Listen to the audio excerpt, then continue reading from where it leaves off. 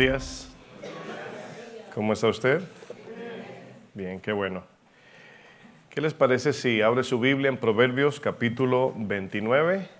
Si es usted tan amable. Proverbios 29:11. Yo voy a leer una versión llamada Dios habla hoy. Hay unas palabras allí que se acomodan más a lo que vamos a estar viendo hoy, al tema de las emociones. Y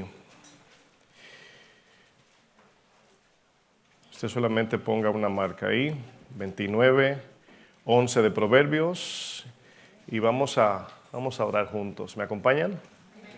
Vamos a pedirle a Dios. Padre, en el nombre de Jesús, te pedimos, mi buen Dios, que nos hables, que nos ayudes, danos entendimiento, Señor. Hemos venido para aprender tu palabra. Yo te pido, Señor, que seas tú ayudándonos, Señor, para que podamos crecer y corregir en las áreas que tenemos mayor necesidad, Señor. Háblanos, dame de tu gracia y sabiduría, en el nombre de Jesús. Amén. Bueno, mis hermanos, vamos a continuar con la serie de las emociones, el cristiano y las emociones. Hoy tenemos un tema número 2, lo he titulado Desorden emocional. ¿Cómo se llama el tema? Desorden emocional. Fíjense que creo que esto nos ayuda a aterrizar un poquito el avión y escuchar con humildad, porque en algunas áreas, en diferentes áreas de la vida, todos tenemos desorden emocional. Unos más que otros, pero en muchas áreas, mejor dicho, en muchas áreas, todos tenemos desorden en nuestras emociones. Y precisamente por eso estudiamos la palabra, para corregir, crecer y parecernos a Cristo. Hay una sola persona que tenía sus emociones perfectamente en orden, se llama Jesucristo, ¿verdad? Entonces Él es nuestro mayor ejemplo. Vamos al libro de Proverbios 29, verso 11. Les recomiendo que mire la pantalla porque hay palabras ahí claves. Dice, el necio da rienda suelta a sus impulsos. Se entiende, ¿verdad?, que a sus emociones, a sus reacciones. Dice, pero el sabio acaba por refrenarlos, ¿verdad? El que es sabio controla ¿qué?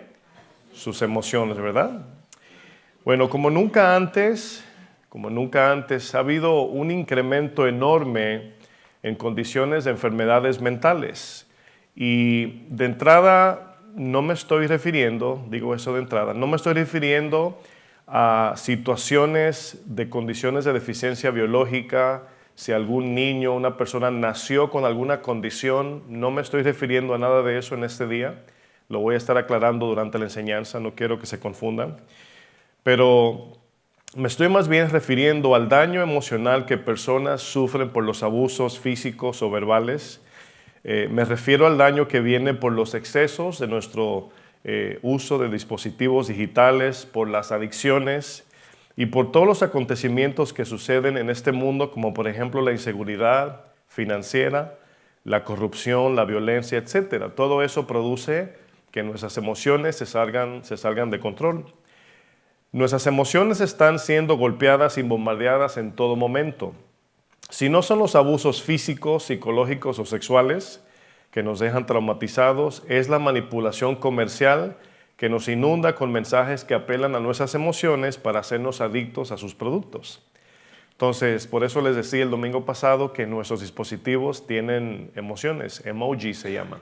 Esas caritas que usted manda para reflejar cómo se siente acerca de lo que usted escribe, porque si, por ejemplo, imagínese que el esposo o la esposa le diga, mi amor, te amo, y le ponga una carita de enojo, ¿verdad? Va a decir, ¿qué pasó? O sea, no hay congruencia aquí, ¿verdad? Entonces, muchas veces escribimos algo y no sabemos cómo darle el sentido emocional a eso que estamos diciendo y mandamos una carita para que vean que no estamos enojados o que estamos enojados, una de dos. ¿Amén? Nuestras emociones tienen dos vías de influencias, externas, internas, ¿verdad? Influencias externas, por ejemplo, son las que el mundo, ¿verdad? Las que recibimos de manera, o sea, desde afuera, lo que del mundo recibimos, ¿verdad? Eso habla de influencias de afuera. Efesios 2 le llama la corriente de este mundo. Pero también tenemos influencias internas y esta es la del pecado, el pecado en nuestro corazón. El pecado distorsiona nuestras emociones y caemos en un desorden de sentimientos, de pensamientos y de deseos desmedidos que luego nos conllevan a una conducta inapropiada. El pecado es el principal, debo decir esto con principal mayúscula, es el principal responsable de nuestro desorden emocional. Quiero hacer una aclaración acerca de esta enseñanza. Es un descargo de responsabilidad para que todos entiendan, incluso los que me ven por internet. Durante esta enseñanza voy a hacer mención de algunas condiciones mentales sencillamente para ilustrar algunos puntos de la enseñanza. La razón por qué lo voy a hacer es sencillamente para separar la mentira de la verdad. Pero añado que al hacer mención de algunas condiciones mentales no me estoy refiriendo, ¿verdad?, que todos los casos son iguales.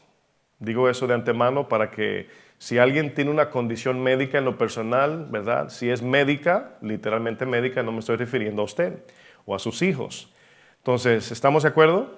Estoy hablando del desorden emocional que nace, surge, viene del pecado. De eso me voy a estar enfocando. Ahora, de entrada, una pregunta importante. ¿Qué es un desorden emocional? ¿Verdad? ¿Qué quiero decir con esto? ¿Qué significa? El desorden emocional, lo voy a definir, es un comportamiento inapropiado y desmedido que de manera negativa afecta nuestro estado anímico y nuestra capacidad de tomar buenas decisiones para enfrentar cualquier obstáculo que se nos presente. Lo voy a leer otra vez. Desorden emocional es un comportamiento inapropiado y desmedido que de manera negativa afecta nuestro estado anímico y nuestra capacidad de tomar buenas decisiones para enfrentar cualquier obstáculo que se nos presente.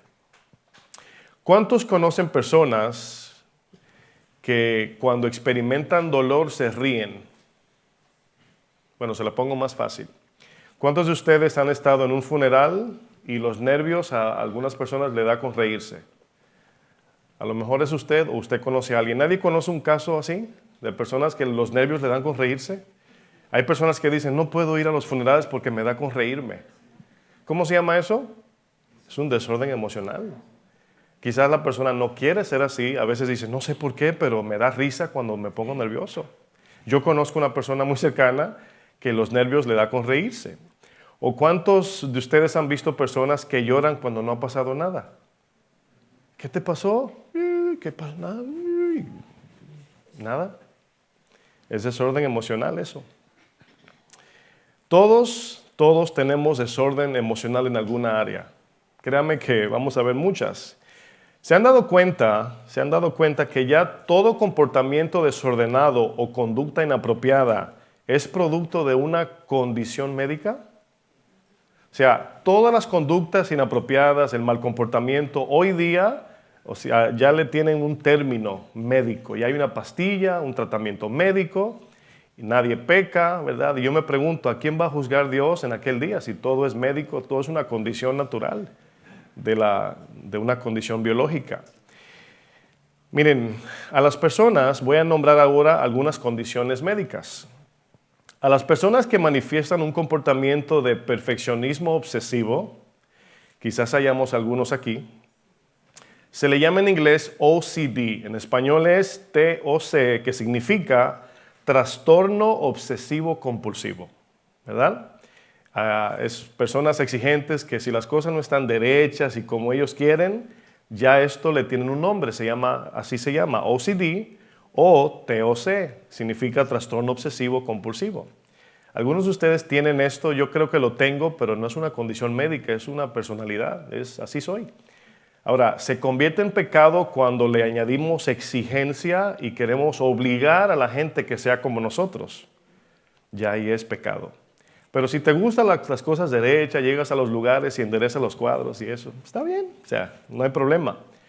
Pero miren, al comportamiento, otra condición que muestra un desinterés por estudiar, trabajar o hacer los quehaceres de la casa o aplicar alguna disciplina, le llaman ADHD, que en español es TDAH, que significa trastorno por déficit de atención con hiperactividad. Y todo esto que estoy mencionando, como dije, hay casos donde sí son médicos. hay casos aislados, particulares. No me estoy refiriendo a esos. Me estoy refiriendo a actitudes del corazón. Noten lo que dije, a esta deficiencia son personas que tienen problemas de atención, pero es con algunas cosas, con lo que no le conviene. Entonces ya eso es comportamiento, ya no es médico. ¿Se están dando cuenta? O sea, no puedo estudiar, pero el dispositivo, y soy buenísimo en los videojuegos. Al comportamiento desordenado por maltrato o abuso del pasado le llaman PTSD en inglés. Son las siglas, en español TEPT, que significa trastorno de estrés postraumático. Por ejemplo, un ejemplo de eso, por ejemplo, los soldados que vienen de las guerras, cuando llegan aquí, pues llegan con muchos traumas, ¿verdad? Y algunos necesitan ser tratados, algunos sí, pero otros no. A los cambios repentinos del estado anímico le llaman VIP. ¿Cuántos le gustan el VIP? Bueno, es VIP con B, ¿verdad? ¿De qué? De vaca no. Dicen, en mi país dicen de burro, ¿verdad? O sea, no VIP, sino BIP, que es en español TB, que significa trastorno bipolar. La lista es extensa, o sea, yo me limité ni al 10% de todas las condiciones médicas que hoy los psicólogos, psiquiátricos, médicos le van a encontrar al comportamiento. Y si nos llevamos de esto, nadie es culpable de nada. Imagínense que yo, por ejemplo, cometa un delito, me lleve donde el juez y diga, no, es que tengo una condición y así está la cosa. Lo examinan primero médicamente, casi todo el mundo tiene un problema médico. Bueno, en mis tiempos la pastilla mía era la correa, el cinturón, ¿verdad? Mi abuelo a lo mejor diría, ¿que tú tienes qué? ¿Qué dijiste? Bueno, a lo mejor en ese tiempo había una exageración, ¿verdad? Porque no sabíamos cuál de los dos, si era médico o si era, como decían, malcrianza, ¿verdad? Como decimos en mi país. O sea, en ese tiempo, pues sí había también un desbalance, un desequilibrio también. No estamos diciendo que tampoco el cinturón es la pastilla, ¿verdad? Pero aquí la pregunta que nos debemos hacer es, si todo comportamiento o conducta desordenada le atribuimos a alguna condición médica, pregunto otra vez, ¿a quién Dios juzgará en aquel día? Miren, escuche bien, el pecado no es una enfermedad patológica, como algunos psicólogos lo ponen. El pecado es una condición de muerte espiritual que no se puede sanar o solucionar.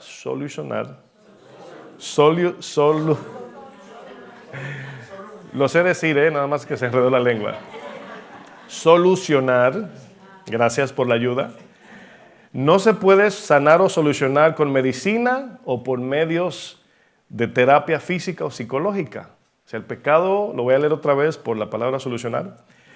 El pecado no es una enfermedad patológica, el pecado es una condición de muerte espiritual que no se puede sanar o solucionar con medicina o por medio de terapias físicas o psicológicas. O sea, el pecado en el corazón del ser humano no se puede resolver con pastillas, tratamientos médicos, terapias, buena costumbre, psicología. No, mis hermanos. No. El pecado se resuelve con arrepentimiento y fe en Jesucristo y Él nos hace libre del pecado.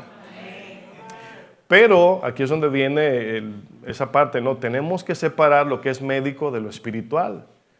Porque miren, hay casos que son demoníacos. Hay casos espirituales que son diferentes a los demoníacos y hay casos médicos. Entonces podemos estar queriéndole sacar el demonio a alguien que tiene una condición médica y queremos medicar a alguien que tiene un demonio. Es complejo el tema, no es tan sencillo. Entonces por eso lo escribí hasta en rojo en mis notas para aclarar porque es delicado, es sensible el tema. Por eso dije, no me estoy refiriendo o no estoy diciendo que todos los casos se resuelven con la Biblia, como tampoco todos los casos se resuelven con terapia médica o pastillas. Pero escúchenme con mucha atención. Si es el caso de nuestros hijos, como padres debemos de ser responsables de investigar hasta donde podamos y conocer la condición de nuestros hijos, si es que hay un caso similar. Porque hay veces que hemos escuchado, mi esposa y yo, ella como tiene el ministerio de niños, pues a veces vemos casos donde el niño no tiene una condición médica, sino es la necesidad de su corazón nada más. Pero hay otros casos que sí es médico, es sí una condición natural de nacimiento. Hay quienes nacen con condiciones deficientes y con discapacidades especiales, pero me he dado cuenta que muchos padres quieren medicar el mal comportamiento de sus hijos. Y tú ves la diferencia porque cuando hay una deficiencia, si yo no sé leer, no puede ser que nada más no sé leer la Biblia. ¿Sí entienden? O sea, ay, se me dificulta leer, pero las revistas de superhéroes, de memoria. Pero la Biblia es que no sé leer. Hay una situación ahí. ¿Están entendiendo el caso? Es muy cierto que no todo, repito, se resuelve con la Biblia, como tampoco todo se resuelve con pastillas. Es cierto, hay que distinguir los dos. Un día Dios juzgará todos nuestros hechos, todos los que hayamos cometido mientras estuvimos en este cuerpo de carne y hueso, pero Dios es justo, Él sabe cómo separar cada cosa que Él va a juzgar. Como le dijo a Abraham en Génesis 18:25, no lo busquen, Abraham dijo, el juez de toda la tierra no ha de hacer lo que es justo. O sea, Dios no va a juzgar a una persona con una discapacidad en demandas que no puede cumplir. O sea, se entiende. Eso se entiende. O sea, Dios va a juzgar según nuestra capacidad. Por eso dice que a cada uno, al que mucho le da, mucho le pide. Significa que según nos dé, a esa medida, en esa medida nos va a demandar. Yo creo que todos debemos de descansar en un Dios que es bueno, justo, lleno de misericordia. Y Él juzgará cada cosa según su condición y su naturaleza. El pecado, retomo con el tema de las emociones, es el responsable número uno de nuestro desorden emocional. El pecado distorsiona nuestros sentimientos y nos hace amar lo que debemos aborrecer y nos hace aborrecer lo que debemos amar. Por eso hay un desorden emocional. Reaccionamos, por eso Isaías dijo, ay de los que a lo bueno llaman malo, a lo malo bueno, a la luz le llaman tinieblas, a las tinieblas le llaman luz, a lo dulce amargo, a lo amargo dulce, etc. Es un desorden, hay una inversión de valores. Pero mire, vamos a ver el primer ejemplo del primer hombre que experimentó un desorden emocional. Usted sabe que estamos hablando de Adán. En Génesis podemos encontrar el origen del pecado y sus efectos negativos. Dios le había advertido a Adán, vaya buscando en la Biblia Génesis capítulo 3, verso 6. Fíjense, Dios le advirtió a Adán que si él desobedecía, esto lo llevaría a una muerte espiritual. Adán entendía que la muerte, en efecto, sería la ausencia de Dios y de todo lo que tenía en el huerto. Pero ¿por qué? Escuche bien, para que entiendan aquí cómo a veces el engaño obra. Déjame un segundito. Fíjense, Adán y Eva sabían que la muerte implicaría dejar a Dios y todo lo que tenían en el huerto. Pero ¿por qué creyeron a la mentira de la serpiente? Porque la serpiente le ofreció, entre comillas, algo mejor. Entonces, el ser humano así fue creado para buscar lo mejor siempre. Lo que pasa es que el pecado cambia los valores y nos dice que lo peor es lo mejor y que lo mejor es lo peor. Entonces, cuando el Señor le dice, si desobedecen, ciertamente morirán. Entonces Satanás le dice, el Señor le está escondiendo algo. Él no quiere que ustedes sean como Él, poderoso, omnisciente, omnipresente. Entonces ellos vieron esa oferta más grande que el Edén y que Dios mismo. Y por eso creyeron y mordieron del fruto que no debieron comer. Adán entendía que esta muerte implicaría la ausencia de Dios y el Edén, pero lo que no sabía era que iba a caer en un vacío profundo de nunca parar. Génesis 3, verso 6 dice, y vio la mujer que el árbol era bueno para comer y que era agradable a los ojos, y hasta ahí todos los árboles eran buenos para comer y agradable a los ojos. A diferencia que Satanás le puso una etiqueta a este. ¿Cuál etiqueta? Dice, y árbol codiciable para alcanzar la sabiduría. Dice, y tomó de su fruto y comió y dio también a su marido, el cual comió así como ella. Entonces fueron abiertos los ojos de ambos y conocieron que estaban desnudos. Entonces cosieron hojas de higuera y se hicieron delantales y oyeron la voz de Jehová Dios que se paseaba en el huerto al aire del día. Y el hombre y su mujer se escondieron de la presencia de Jehová Dios entre los árboles del huerto. Ahora bien, ¿cómo respondieron las emociones de Adán y Eva después del pecado? ¿Cuál fue la reacción inmediata? Bueno, tomemos en cuenta que el comportamiento de Adán y Eva antes del pecado no fue igual que después del pecado. En la manera que ellos veían a Dios antes del pecado no era la misma manera que veían a Dios después del pecado. Entonces vemos que la diferencia, aquí lo que marcó la diferencia fue el pecado. Lo primero que vemos en Adán es su forma de discernir su condición espiritual. Ahora bien, esto es algo que todos tenemos. Humanamente hablando, sin la Biblia, sin Cristo, todo ser humano tiene un concepto de cómo está su vida espiritual. Si usted entrevista a personas en la calle y le pregunta, ¿tú crees en Dios? La mayoría te van a decir sí y te van a hablar de un Dios que ellos se crearon en su mente. Otros dirán, no creo en Dios. Pero todos tenemos un juicio natural en cómo nos vemos espiritualmente. Adán se juzgó a sí mismo y solucionó su propio problema. O sea, ¿cómo solucionó Adán el problema de su muerte espiritual? Se cubrió con hojas de higuera. ¿Qué aprendemos de esto? ¿Qué nos enseña? Escuche bien, nos enseña el engaño de tratar de solucionar un problema espiritual por medio de métodos humanos. Como decía al principio, si el problema mío, de mis hijos, de quien sea, es espiritual, no lo puedo solucionar con cosas materiales, terrenales o humanas. Solo Dios lo puede cambiar. Si yo tengo un problema de codicia, dígame qué pastilla me quita la codicia. Si tengo problemas con el adulterio, con la inmoralidad sexual, con la mentira, no hay tratamiento para eso. A lo mejor van a inventar uno, ¿verdad? Y van a hablar más mentiras. Lo segundo que vemos en Adán es su reacción natural cuando sintió la presencia de Dios. Y esto me da risa porque no sé por qué a esta reacción de Adán me acuerda a los niños, porque los niños no disimulan cuando hacen algo malo.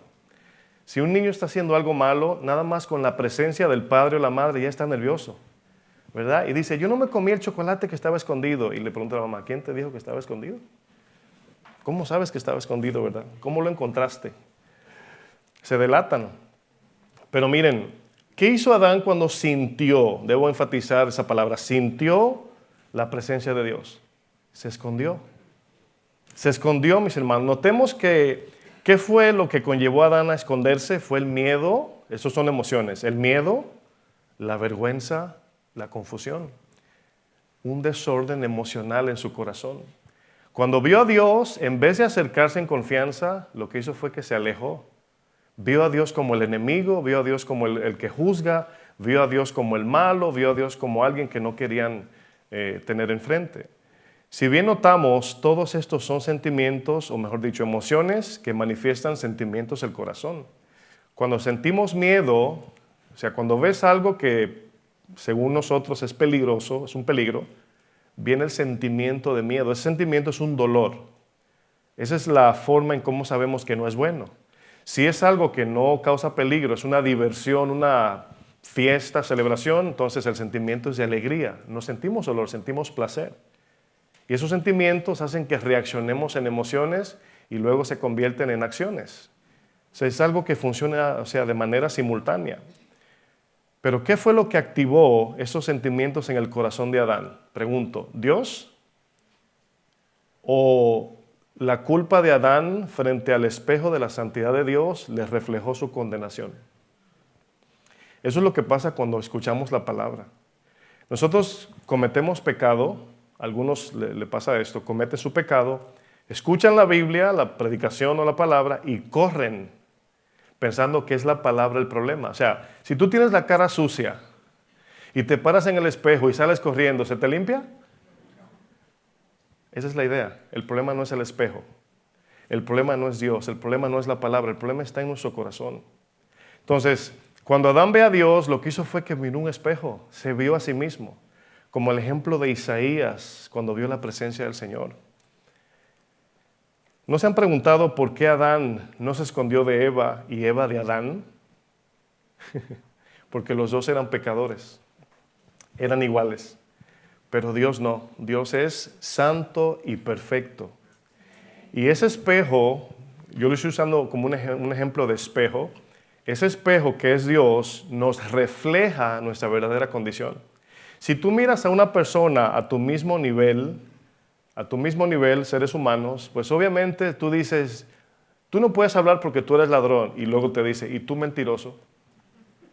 Y tú no puedes decir nada porque tú eres adúltero, ni tú tampoco porque tú engañaste o golpeaste. O sea, tenemos cosas que podemos defendernos en ese sentido. Pero, ¿qué le decimos a Dios? El Señor te dice, eres pecador, y tú le dices, y tú eres santo, santo, santo. ¿Recuerdan cómo reaccionó el profeta Isaías cuando vio la presencia del Señor? O sea, el profeta Isaías venía, ya vemos en el contexto del capítulo 6, capítulo 5, dice, ¡ay! Y ese ay era con otros, ay de los que a lo bueno le llaman malo y etcétera. Y en el 6, el próximo ay que dice es contra él mismo, ay de mí, que soy hombre muerto. Entonces, cuando nos congregamos o estamos escuchando la predicación, la palabra o abrimos la Biblia, lo que estamos haciendo es mirándonos en el espejo de Dios. Y por supuesto que ese espejo perfecto tiene boca y nos va a juzgar. Claro que sí. Porque todo lo que no se parezca a Cristo, el espejo te va a hablar. Y te va a decir, esto no se parece a Cristo, esto no se parece a Cristo. Y nos vamos a sentir como que todo está mal. Y la respuesta es, sí, todo está mal. Así es, de sencillo. Pero hay que entenderlo para no ver a Dios como el que nos va a atacar, sino el que nos vino a salvar. Adán pudo discernir, pero no bien. Pensó que Dios lo venía a condenar y por eso se escondió. Es impresionante, ¿no? ¿Qué sucede cuando nos miramos en el espejo de Cristo, hermanos? El profeta Isaías tenía más o menos una idea de su propia maldad. Tú y yo tenemos una idea de nuestra propia maldad.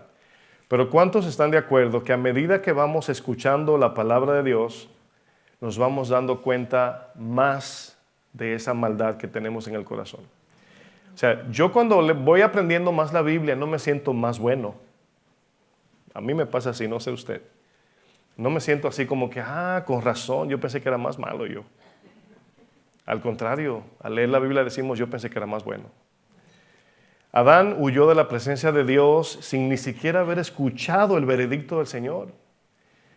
La misma culpa de pecado hizo que Adán huyera de Dios, hermanos. ¿Qué dice Proverbios 28:1?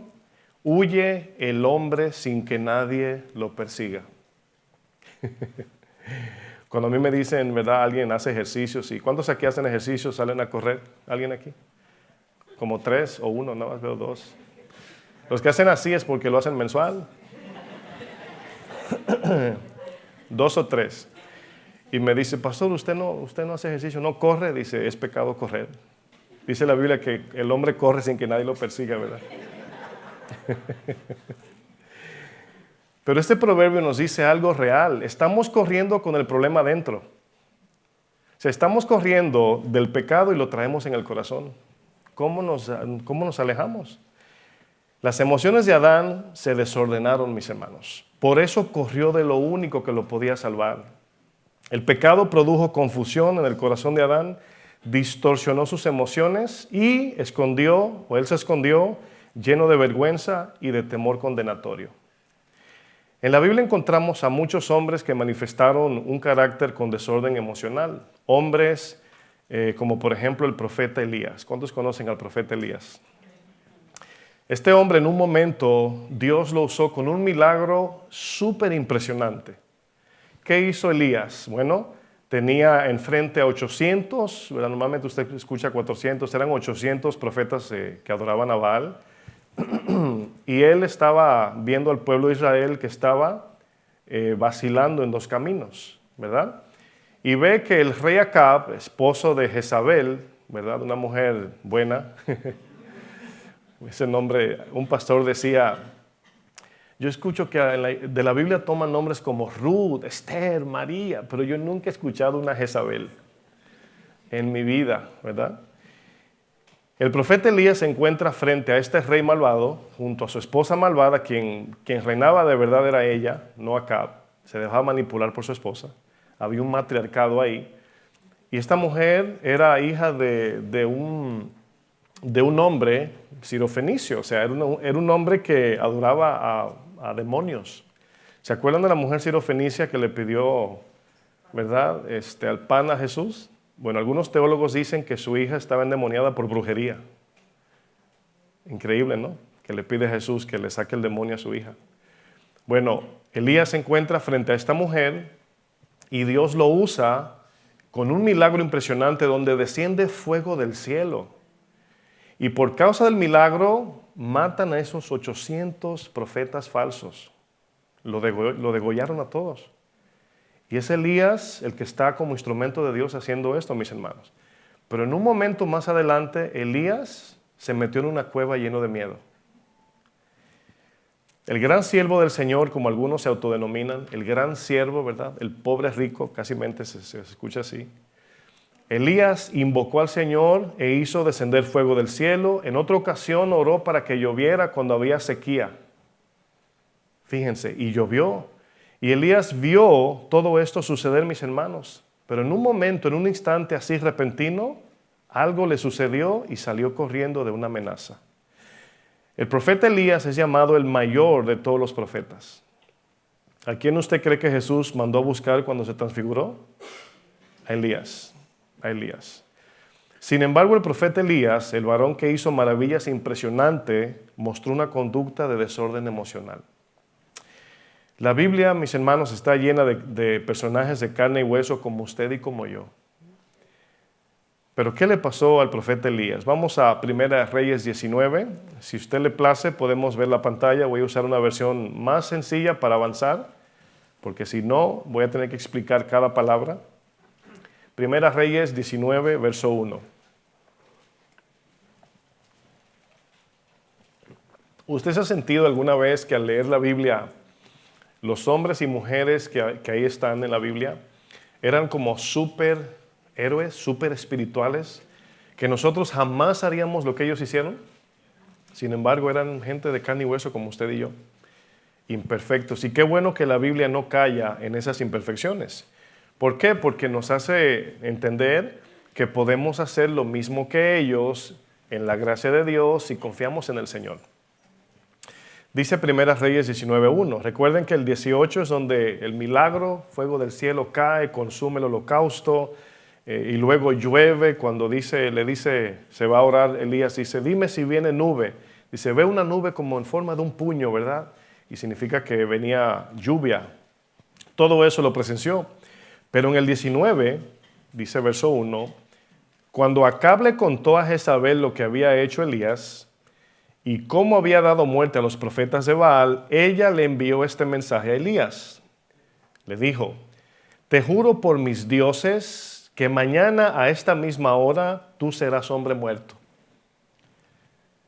Así como mataste a mis profetas, yo te mataré, le dice Jezabel por medio del mensaje a Elías, al profeta Elías. Dice el verso 3, Elías entonces huyó para salvar su vida. Ahora noten, acaba de matar 800 profetas de Baal y una mujer, sin menospreciar a las damas, pero una mujer le manda una amenaza y como el perro, dice, se fue a Berseba, ciudad de Judá, y dejó a su siervo allí. Luego se internó en el desierto. Aquí internarse es esconderse. Se estableció ahí para no morir, lleno de miedo. Después de caminar todo un día, se sentó bajo un arbusto y sintió deseos de morir. Pensamientos de quitarse la vida. Pero usted analice la situación y dice, basta, le dijo al Señor, quítame la vida, pues no soy mejor que mis antepasados. Entonces se acostó, o sea, aquí se acostó significa se deprimió. ¿Están viendo todas las emociones que están aquí metiéndose en desorden? Se quiere morir, salió corriendo, se llenó de confusión, de miedo, se deprimió. Está deprimido él y se quedó dormido bajo el arbusto. Pero mientras dormía, un ángel le tocó y le dijo, ¿qué? Levántate. No le trajo una receta médica, ¿verdad? ¿Qué tienes, Elías? Vamos a examinarte. ¿Tienes PTSD, ADHD? O sea, estoy ejemplificando para que vean que este caso pues no es una situación médica. Dice, levántate, come. Él miró y vio que había un pan cocido sobre piedras calientes y un cántaro de agua. Entonces comió y bebió y se acostó otra vez, dice el texto. Entonces el ángel del Señor volvió, le tocó y le dijo otra vez, ¿qué? Levántate. Miren, aquí estamos viendo cómo Dios soluciona este tipo de desorden emocional. Párate de la cama. levántate. O sea, no habla aquí de pastillas, de tratamientos, de nada más que levántate. Y si no te levantas, nadie te puede ayudar. Fíjense qué tremendo. Levántate y come más, porque tienes un largo viaje por delante. Entonces Elías se levantó, comió y bebió, y recobró suficientes fuerzas para viajar durante 40 días y 40 noches hasta el monte de Horeb, que es el mismo monte Sinaí, el monte de Dios. Dice, al llegar allí se metió otra vez, ¿dónde? En una cueva. Dice, para pasar la noche. El Señor se le aparece a Elías, pero el Señor le dijo, ¿qué haces aquí, Elías? Esa es la pregunta. Elías, ¿qué pasó? What happened? Ese es el Señor con Elías. O sea, la pregunta, lo estoy haciendo así por una razón. La pregunta viene porque no debería ya Elías de sentirse así ya. Y el Señor le pregunta así, Elías, ¿qué te pasa? ¿Qué haces aquí? Él contestó. La respuesta de él, usted va a notar que está un poco manipulada. Y esto habla de desorden emocional.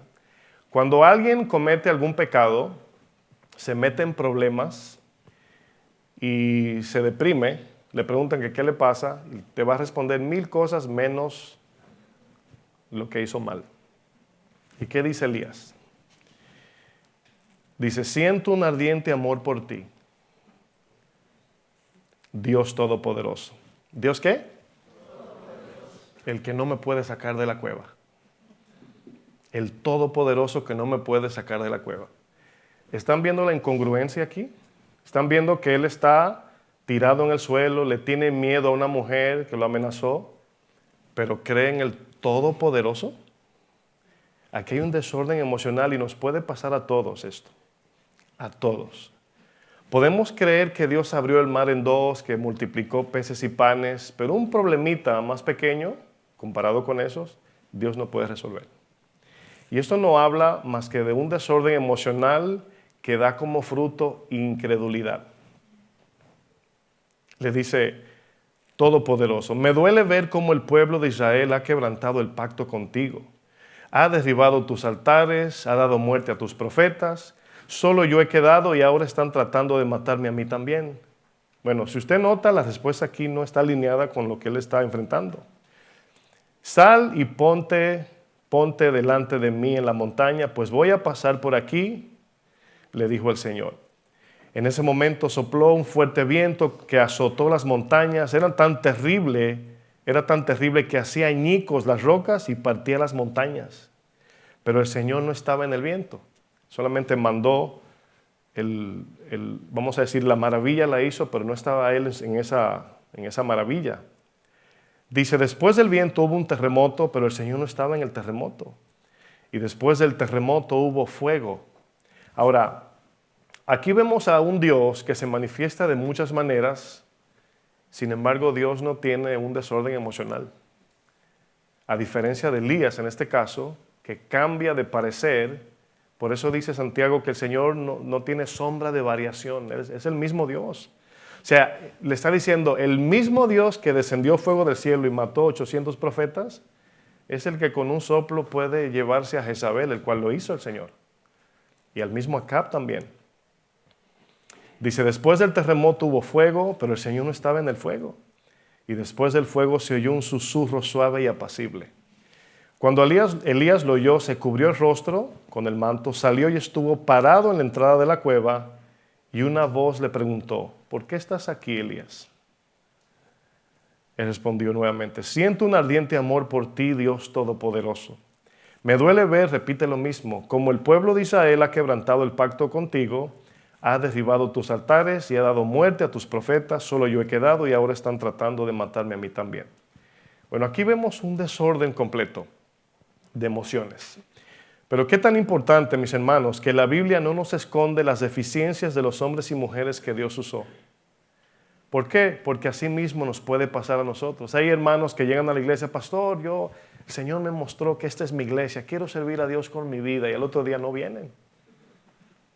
Eso pasa cada rato, ¿verdad? Me comprometo, Señor, ya no más voy a hacer eso, y al rato lo hacen. Ese es el estado vulnerable de nosotros como seres humanos. Es por eso que, como decía la alabanza, necesitamos la gracia de Dios.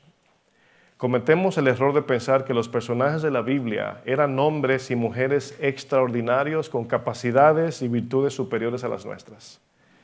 Pero la realidad es otra, mis hermanos. Incluso es Pablo que en 1 Corintios nos dice que lo vil y menospreciado escogió Dios para avergonzar a aquellos que piensan que son sabios y son fuertes. El profeta Elías era un hombre con deficiencias e imperfecciones iguales que las que todos tenemos, igualito. David, Sansón, Salomón, Ruth, Abigail, Débora, Pedro, Juan, Marta, María, todos tenían deficiencias en sus emociones, su corazón, su carácter. Todos eran personas imperfectas de carne y hueso. Esto nos da un panorama más amplio en darle la gloria al Señor, porque por su gracia podemos hacer lo que hacemos. Qué bueno que es así, ¿no? Así como Adán, mis hermanos, Elías mostró un desorden en sus emociones. Un desorden. Esto que enfrentó Elías demandaba valentía y fe. Sin embargo, presentó miedo y ¿qué más? Y desconfianza. O sea, se le volteó el corazón. Elías, mis hermanos, vio el poder de Dios, vio fuego descender del cielo, el milagro de la lluvia y vio a 800 profetas morir. Y sus emociones estaban por todos lados. ¿Por qué Elías, pregunta, reaccionó de esta manera? La respuesta es muy sencilla, mis hermanos, y nos incluimos en esta situación, porque todos cargamos con un corazón inestable y vulnerable. Todos tenemos por naturaleza un corazón que todavía es influenciado por el pecado. Todavía la carne influye en nuestros sentimientos y pensamientos, y por eso tenemos problemas de estabilidad, de firmeza, de seguridad. Por eso cuando prometemos algo no siempre lo cumplimos. Mientras que el pecado habite en nuestro corazón, mientras amemos las cosas de este mundo, nuestras emociones estarán siempre desordenadas.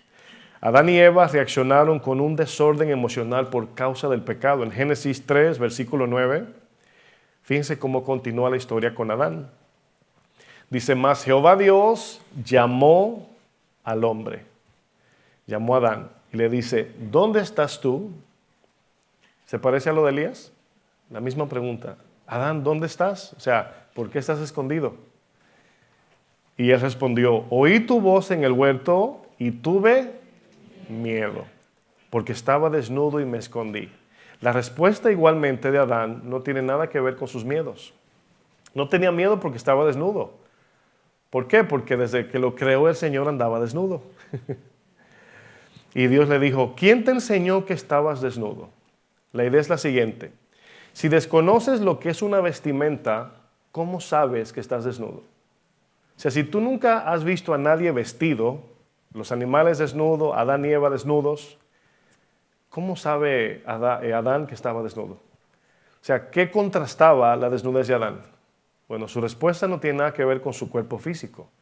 Su solución fue material, física, humana, pero su desnudez era espiritual. Y así él lo discernió. Le dice el Señor, ¿has comido del árbol del que yo te mandé no comieses?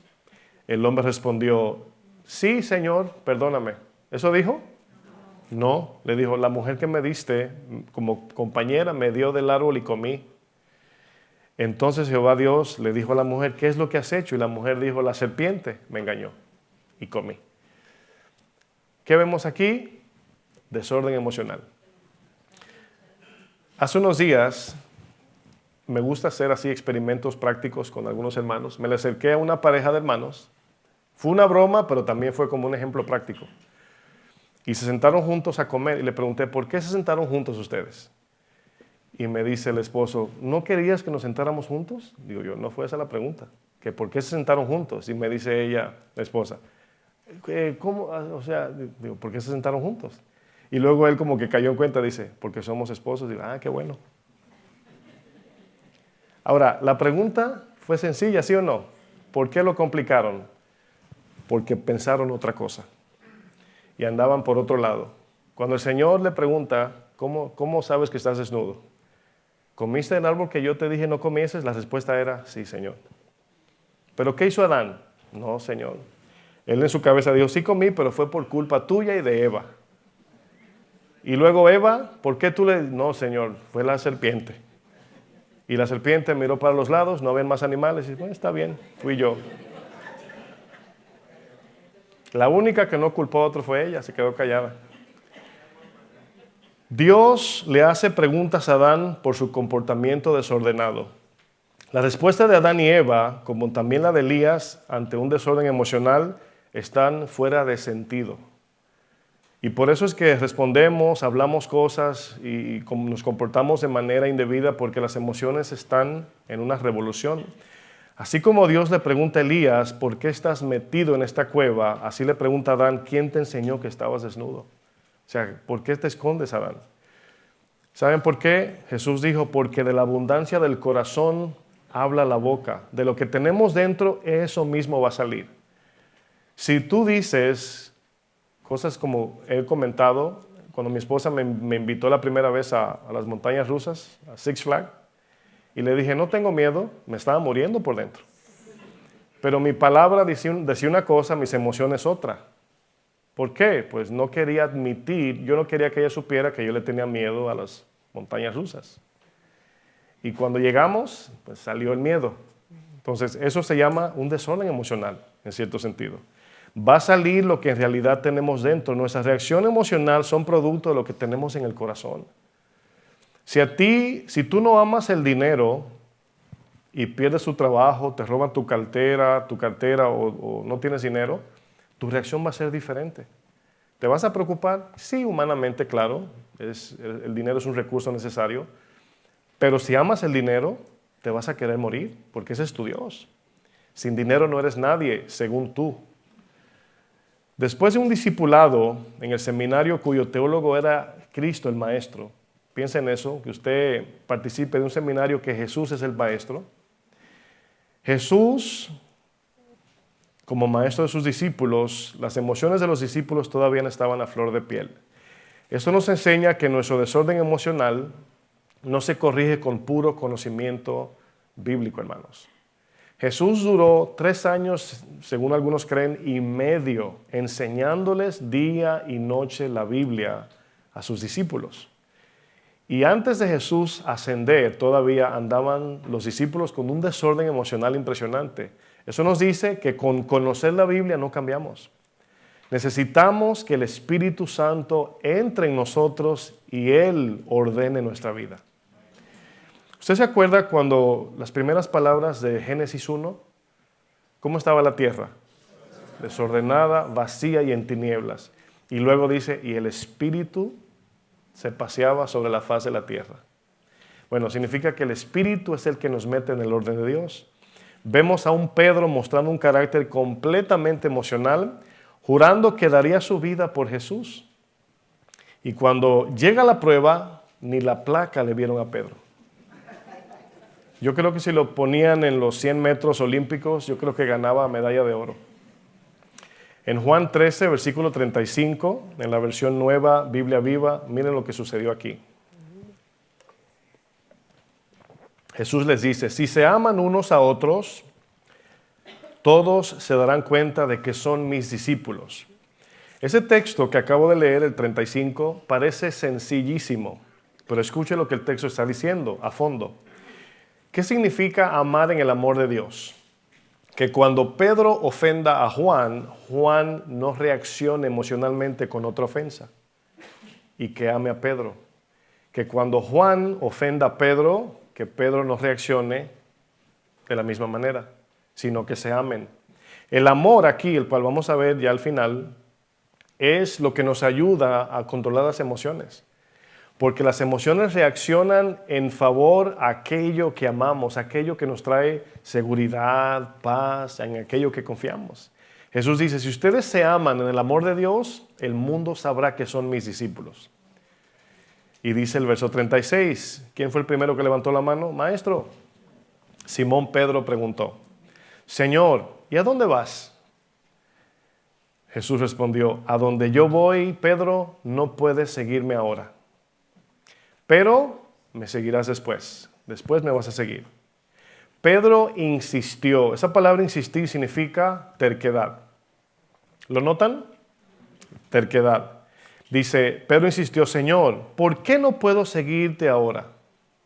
No fue una pregunta así, Señor, pero ¿por qué no? No. Señor, ¿cómo que no voy? Esa es la idea del texto. Dice, por ti estoy dispuesto a dar mi vida, dice Pedro.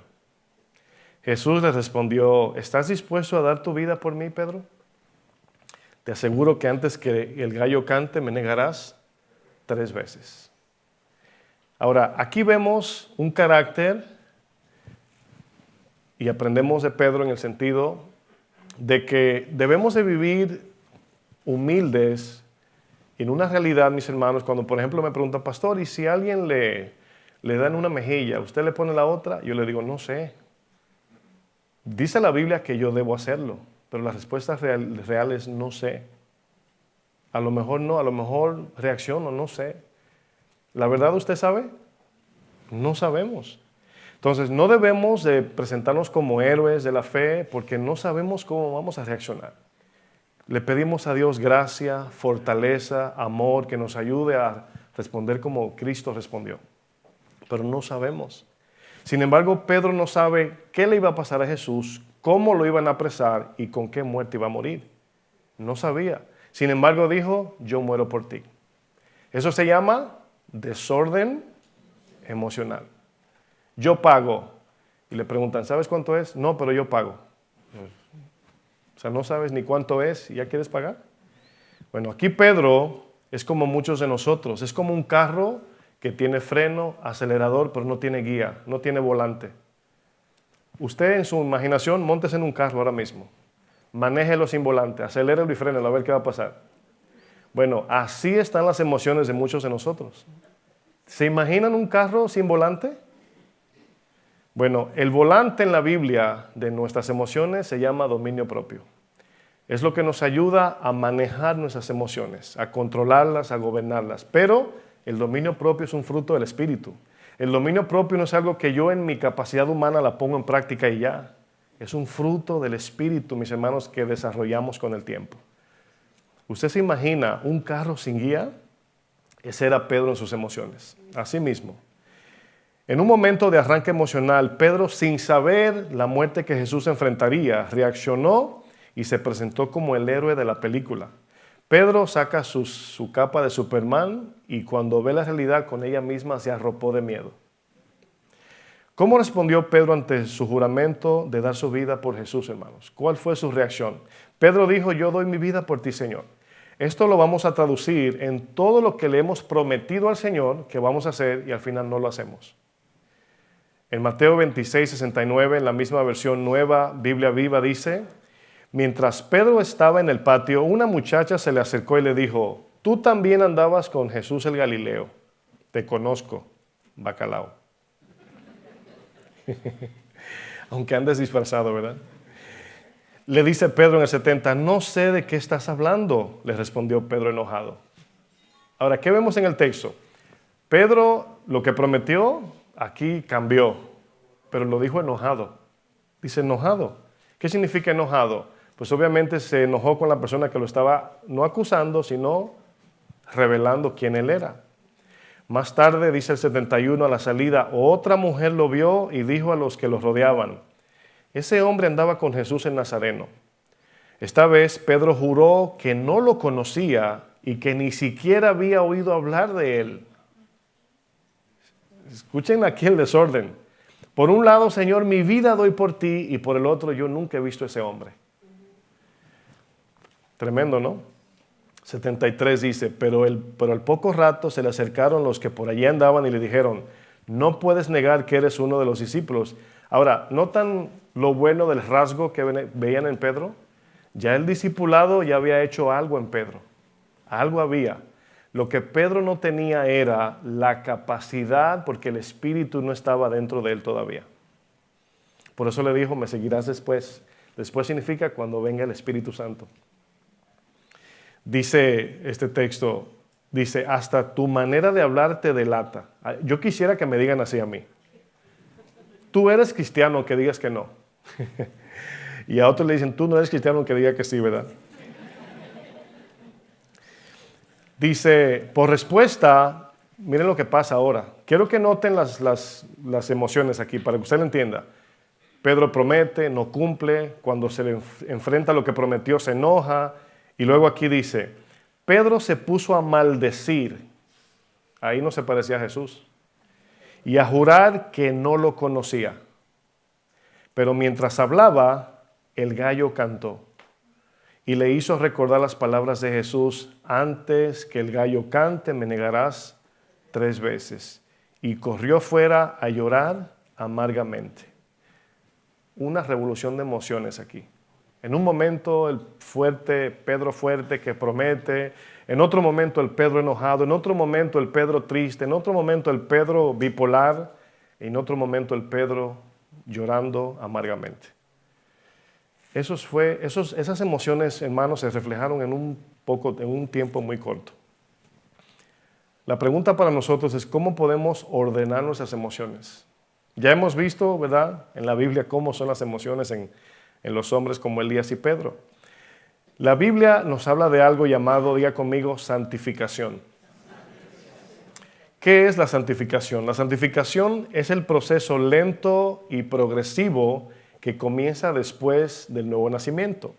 Una vez, escuche bien, que ponemos toda nuestra confianza en Jesucristo como Salvador y Señor, de inmediato entramos en el proceso de santificación, cambio de corazón. Ese cambio de corazón cambia nuestra manera de pensar, nuestra manera de sentir, nuestra manera de desear, las cosas que anhelamos y amamos, y obviamente todo eso ordena nuestras emociones como resultado. Un ejemplo claro de eso lo vemos en Éxodo. Dios liberta al pueblo de la esclavitud, los saca y los mete en el proceso santificador del desierto. Ahí lo vemos como ejemplo. De inmediato los llevó al desierto para purificar sus corazones. ¿Se pueden imaginar ustedes los traumas y las cicatrices del alma que tenía el pueblo que salió de Egipto? Si nosotros todos tenemos historias del pasado con traumas y situaciones que hemos crecido con ellas, ¿se imagina que hubiésemos vivido toda una vida bajo un yugo de Faraón como esclavo? Este pueblo, hermanos, seguro tenía marcas en su cuerpo por los capataces dándole con el azote, azotándolos. O sea, el abuso verbal, el abuso físico, de todo tipo de abusos, venían traumatizados. Sin embargo, el Señor no los metió en una terapia. Eso es lo que quiero que entiendan. Los llevó al proceso santificador del desierto, donde no había nada. O sea, ¿cómo el Señor trató con esto? Pues obviamente alguien con terapia diría, mira, tómate un tiempo en un resort, descansa, te llevamos a un spa para que te den un masajito en los pies. Necesitas un relax por un tiempo. No, mis hermanos, saliendo de Egipto, derecho al desierto, ¿por qué? Porque el gozo venía después, no durante el trayecto. No era el desierto la promesa de Dios, era la tierra prometida. Aunque el pueblo era llamado el pueblo de Dios, su conducta y comportamiento estaban influenciados por Egipto. Nosotros traemos, usted no se imagina hasta que la Biblia lo descubre, pero traemos cosas en el corazón que cuando escuchamos la Biblia decimos, yo no sabía que era así, o yo no sabía que tenía X cosa en el corazón, o no sabía que esto era malo. Y tenemos tendencias que a veces en el espejo decimos, Señor, yo no quiero ser así, ayúdame. ¿Cuántos han dicho eso en oración? Yo un montón de veces, Señor, quítame esta parte, quítame el enojo, bueno, el enojo no, quítame la ira, ¿verdad? O lo que sea pecado que no se parezca a Cristo, ¿no? Dios tenía que erradicar todas las tendencias y mañas egipcias del corazón de este pueblo. Y por eso es que estamos siendo discipulados por la palabra. Las emociones de este pueblo estaban por todos lados, imagínese usted. Al salir de Egipto, este pueblo todavía lidiaba con sus temores opresivos de los egipcios. Es como cuando esa gente que lo maltrataron tanto, a lo mejor si le querían dar un abrazo, a lo mejor lo primero que hacía era esto. Todavía estaban llenos de ansiedad y depresión, se enojaban por todo y su apego por las cosas de Egipto no los permitía avanzar, mis hermanos. No les permitía enfocarse en la promesa. Estaban caminando, pero con la mente en Egipto todavía. Y a veces se nos complica a nosotros mirar la vida eterna porque estamos apegados a las cosas de este mundo. Vemos que este pueblo en el libro de Números, dice que aunque este pueblo salió de Egipto, Egipto todavía no había salido de ellos. Y por eso es que hay cristianos que erróneamente dicen, yo no salgo porque yo no quiero estar en el mundo. Dice, está bien, nada más asegúrate que saques el mundo de ti. Porque aunque un monje se vaya a una montaña, pues se llevó su inmoralidad y su mentira y sus pensamientos inicuos con él. Entonces el mundo no es el terreno, el mundo es el sistema, la corriente, los deseos de la carne, etc. Dice la Biblia que todavía este pueblo tenía un vivo deseo. Entonces cada vez que Dios hacía el intento de impulsarlos a la tierra prometida, ellos jalaban.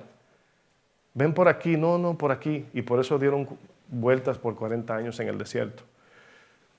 Las emociones, mis amados hermanos, son el motor de arranque de la voluntad. Lo que tu corazón ama, eso mismo lo va a controlar tus emociones. Si amas algo inestable y que está sujeto a cambios repentinos, de la misma manera vamos a reaccionar en emociones, de la misma manera. Necesitamos orden en nuestras emociones. ¿Cuántos dicen amén? La santificación es el proceso donde el Espíritu Santo transforma el corazón conforme al carácter de Cristo. Esta transformación tiene lugar en todo nuestro ser interior, en nuestra mente, deseos, sentimientos. Y así es como vamos, por medio de la obediencia, Dios nos va cambiando. Y ya las cosas que te hacían reaccionar de enojo, yo les he comentado que años atrás cuando me enojaba con mi esposa en una de esos ataques de ira que le dan a uno, me iba a caminar por 5 millas en el frío para calmarme. Y con el tiempo, obediencia y oración, ¿verdad? Y a veces ayuno si era necesario, fui bajando de 5 millas, 3 millas, 2 millas, 1 milla, al punto que pues, ya esa potencia impulsiva de la irritación del enojo ya no sale.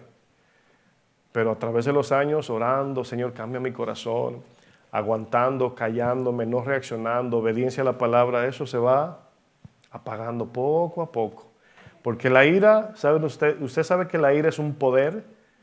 Y por eso dice el texto clave de la serie, Santiago 1:19, dice, todo hombre sea lento y pronto para escuchar, lento para la ira, ahí habla de impulsos. Entonces, una persona impulsiva, cual yo naturalmente soy impulsivo, ya no se ve tanto porque el Señor ha ido calmando. Si usted ve una enseñanza cuando yo comencé a predicar, así, vamos al libro de 1 Corintios, y al final decía amén. Rapidísimo, o sea, es mi naturaleza. Pero Dios va trabajando en nosotros y nos va frenando, y nos va frenando. Una hermana me decía, pastor, escuché una enseñanza de hace años de usted, y ahora lo veo calmado, tranquilo. Digo yo, sí, el Señor te machuca, el Señor te va machucando, ¿verdad? La carne. Esa transformación, mis hermanos, como dije, tiene lugar en nuestros deseos, pensamientos, sentimientos, y por obvias razones, las emociones van a ser ordenadas. Dense cuenta, punto importante antes de terminar, que no podemos cambiar nosotros las emociones. O sea, por más que tú te aguantes, o sea, las emociones son ordenadas como resultado de un cambio de mente, de un cambio de corazón. Si yo antes, por ejemplo, amaba el dinero y alguien me quiere quitar mi dinero, pues voy a pelear. Pero si pierdo el amor por el dinero y amo a la persona más que el dinero, pues no pasa nada. No hay una reacción emocional. Entonces ya yo no hice nada en las emociones, sino que obedecí y Dios cambió, ¿verdad?, mi corazón y ya no amo el dinero. Pero eso es un ejemplo nada más para muchas áreas de la vida. Permítame usar 2 de las 9 características del fruto del Espíritu. El fruto del Espíritu, que aparece en Gálatas 5, son dados por Dios, lo voy a poner así, para el corazón. Usted lo conoce, amor, ayúdenme, amor, gozo, paz, paciencia, benignidad, bondad, fe, mansedumbre y templanza, que es dominio propio. Vamos a ver las dos, la primera y la última, amor y dominio propio, como una herramienta para nosotros comenzar a trabajar en nuestras emociones. El amor y el dominio propio. ¿Por qué el amor y el dominio propio? Bueno, muchos de nosotros tenemos malos conceptos cuando escuchamos la palabra amor, especialmente en el mes de febrero, ¿verdad? Cuando yo oigo amor, veo rojo, corazones y San Valentín, ¿verdad? ¿Sí o no? Pero miren, cuando la Biblia nos habla del amor de Dios, se refiere a un poder divino y espiritual que nos ayuda a vivir como Cristo vivió. Ese es el amor de Dios. Y siempre es dado para enfrentar dificultades, para perdonar ofensores, etcétera, etcétera. Es decir, los frutos no son dados como un risor. Ay, el amor, el gozo y la paz de Dios para descansar. No. Son dados para enfrentar situaciones. Son herramientas de Dios. Pero vamos a hacer un ejemplo en 1 Corintios 13. Vamos a estar viendo versos 4 al 7. Ponga usted una marquita ahí.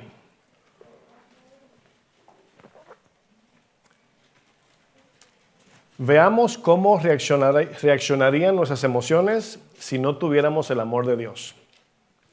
Ahora, pregunto, ¿cómo son nuestras reacciones ante cualquier ofensa? Usted piense, no lo diga, pero piénselo. Si alguien te empuja en la calle, si alguien te insulta, te ofende, te agrede, ¿cómo reaccionaríamos humanamente hablando? ¿Enojo? ¿Verdad que sí? ¿Venganza? Pleito, rencor, etcétera, ira, contiendas. Pero, ¿cómo dice el apóstol Pablo que el amor de Dios reacciona ante cualquier ofensa? 1 Corintios 13, verso 4. Dice Pablo que el amor de Dios es sufrido y benigno. Pero ¿cuándo y dónde? Cuando viene la ofensa, ¿con quién? Con el ofensor. ¿Cuándo es que somos sufridos? Aguantando, soportando. Y luego, benigno con el ofensor. Pero usted y yo sabemos que si alguien nos ofende, nos agrede violentamente, ¿cómo reaccionarían las emociones ahí? Pero si entendemos esto y amamos a la persona, no reaccionaremos. Aunque el sentimiento sea otro, aunque sientas, así como Pedro, ¿verdad? Cortarle la oreja. Dice, el amor no tiene envidia. Bueno, ustedes saben, cuando usted se faja a trabajar en este país y viene otra persona y con trabajar poquito, se compra su casa, su carro, y usted dice, mira, esta persona yo he trabajado toda mi vida y le da envidia. Entonces ahí viene el amor de Dios y tú siempre vas a querer que los otros prosperen más que tú en el amor de Dios. Y tus emociones van a estar en orden. El amor no es jactancioso, el amor no se envanece. Cuando sabe algo que otro no sabe, lo usa como herramienta para ayudar, no para jactarse que sabe más. Las emociones nos llevan a un desorden cuando creemos que sabemos mucho y yo sí sé y tú no. No, los dones incluso dados a la iglesia es para servir a otro, no para jactarse. No. Dice, el amor no hace nada indebido, no busca lo suyo, es decir, no es egoísta el amor. No se irrita, eso es una emoción. No guarda rencor, eso es otra emoción. No se goza de la injusticia, eso es otra emoción. Mas se goza de la verdad. Dice, todo lo sufre, y aquí todo lo sufre, ¿sabe lo que significa? Lo que leímos al principio. Aguantando nuestros propios impulsos. Todo lo aguanta. Ay, yo lo agarro, decimos por dentro, ¿verdad? Sí, esa es la realidad humana. Ay, si me lo ponen ahí de pechito. Ay, si me lo dice a mí. Que me lo haga a mí para que tú veas. ¿Sí o no? Sin embargo, dice, todo lo sufre, todo lo cree, habla que no pierde la esperanza en aquellos que un día pueden cambiar. Dice, todo lo espera, tiene paciencia, todo lo soporta, aguanta. Pero ahí es donde somos sinceros, decimos, Señor, no tengo esa resistencia, así como dice ahí. Bueno, la vas a desarrollar. Poco a poco la desarrollamos. Las emociones son impulsos o manifestaciones del corazón que se activan por medio de los sentimientos. Si los que son cosquillosos le hacen así por la costilla, iba a decir cosquilla, por la costilla, ¿cómo hacen? Brincas, saltas, es una emoción. Reaccionas, lo mismo con la ofensa. Si con el dedo espiritual te ofenden, reaccionamos. Así. Si alguien nos hace algún bien, nuestras emociones reaccionan en paz, en amor, alegría y gozo. Pero si nos ofenden, nuestra alma es golpeada y nuestros sentimientos activan nuestras emociones y reaccionamos en miedo, enojo, pleito, venganza. El amor de Dios, hermanos, es un poder espiritual que nos ayuda a soportar las ofensas, pero también a bendecir al ofensor. Y por eso podemos tomar lo que vamos a ver a continuación, dominio propio de nuestras emociones. ¿Para qué nos sirve el dominio propio? El dominio propio, conocido como la templanza, Pablo le dijo a Timoteo, un pastor, escuche bien, joven, muy joven, con mucho desorden emocional. Usted no pensaría eso al leer la carta. Pero todas las advertencias personales de Pablo con Timoteo tienen que ver con una condición de su corazón. Timoteo luchaba con el miedo, la timidez, su ánimo cambiaba muy a menudo, se sentía inferior a los demás, tenía baja estima y sus emociones lo conllevaban a meterse en temas que no edificaban.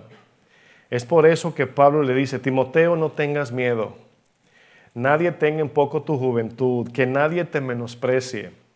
No te metas en temas que acarrean a la incredulidad. Enfócate, Timoteo, en la palabra de Dios. No permitas que tus emociones te dominen. Permanece fiel al llamado de Dios. Timoteo, no seas cobarde, no te avergüences del Evangelio. Eso le decía Pablo a Timoteo constantemente. ¿Por qué se lo decía? Porque era la tendencia, era su naturaleza. ¿Sabes por qué, Timoteo? Segunda Timoteo 1, verso 7 dice, porque no nos ha dado Dios un espíritu de cobardía, sino de amor, de poder, de amor y de dominio propio. Antes de concluir, pueden subirlos de la alabanza. La palabra cobardía tiene el sentido de reaccionar cuando somos ofendidos, de responder cuando nos critican, de devolver el mismo golpe que nos dieron en la mejilla. Eso significa cobardía. En el mundo cobarde es no te dejes dar.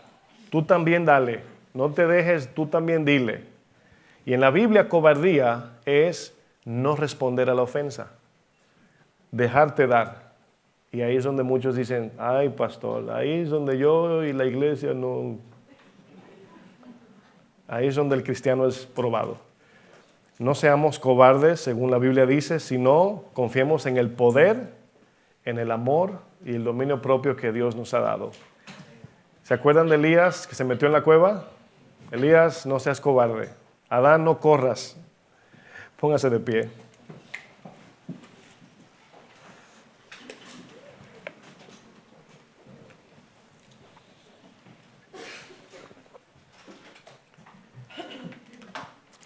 Fíjense que en la vida cristiana, lo digo por experiencia personal, me da mucha risa estos temas porque a diario estamos lidiando con las emociones, a diario. Si usted es de los que está siempre examinando su corazón y sus acciones, sus palabras, sus pensamientos, te vas a encontrar en todo momento arrepintiéndote. Ay, no debí decir eso. Ay, no debí hacer. Ay, ¿por qué dije? Ay, ¿por qué reaccioné así? Ay, ¿por qué hice esto? Todo el día. ¿Por qué? Porque somos imperfectos. Pero cuando le ponemos atención, la palabra dice examínense a ver si están en la fe. Hay que vivir en el Espíritu, ¿sí o no? Y para caminar en la palabra es necesario ver el contraste de la carne y la palabra, vivir en el Espíritu. Y cuando aprendemos su palabra nos daremos cuenta, pues, qué tan desordenadas están las emociones. Me da mucha risa porque ayer, mientras escribía yo en la parte de las emociones, mi esposa se me apareció en la oficina ahí del departamento, no la sentí, tiró un brinco así, me asustó. Y yo escribiendo ahí mismo, las emociones son el motor de arranque de la voluntad. Ella llegó con una botella de agua, ¿sí te acuerdas? Y yo hice así, me asusté y me reí porque estaba exactamente escribiendo eso. Pero el Señor a veces, digo yo, no sé, permite eso para que uno se identifique de que eso que estamos hablando, todos lo enfrentamos a diario. Cuando alguien te ofende, especialmente en lo que es el área del trabajo, que el jefe te habla, cree como que te compró. Imagínese. Y eso es lo que Jesús le dice a los discípulos cuando había una opresión romana. Si te dan en una mejilla, dale la otra. Si te piden que vayas una milla, no te enojes, ve dos. Ese es el desafío, mis hermanos. ¿Están listos para abrazarlo? Bueno, vamos a orar. Te damos gracias, Señor. Gracias por tu palabra, por enseñarnos aquellas áreas que debemos cambiar, Señor. Yo sé que hay tanto por crecer, Señor, madurar. Pero vamos paso a paso, así como la santificación es lenta, es progresiva. Así te pedimos que nos lleves de la mano, Señor. Gracias por evidenciar, Señor, áreas en nuestro corazón. Gracias por darnos el favor para obedecerte, Señor, por darnos tu palabra. Y por sobre todas las cosas, Señor, nos diste tu Hijo que murió en la cruz. Ayúdanos a ser cada vez más como Él, a reflejar en este mundo donde hay tantas personas con desorden emocional, nosotros servir de un espejo como buen testimonio para ellos. Ayúdanos, Señor, danos de tu amor, del dominio propio, que es un fruto del Espíritu. Y danos la capacidad, Señor, cuando decidimos obedecerte. En el nombre de Jesús te pedimos todo esto, Señor. Amén. Amén.